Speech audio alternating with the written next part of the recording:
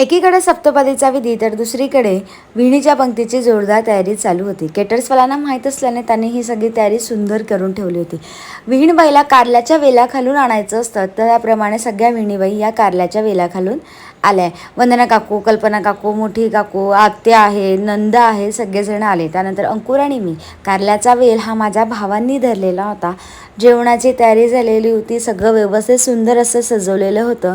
नेहमीप्रमाणे गुलाबजाम आमच्या लग्नात देखील होते. आई, काकू, मावशीने सगळ्यांना हळदी कुंकू आणि चंदन लावलं. जेवणाचा कार्यक्रम अशा प्रकारे झाला. सुनमुख बघण्याचा कार्यक्रम आरशामध्ये सासूने मुलाला आणि सुनेला बघायचं असतं, अशी पद्धत असते. त्यानंतर लगेचच आंबा शिंपडणे हा कार्यक्रम झाला आणि मग झालचा विधी झाला.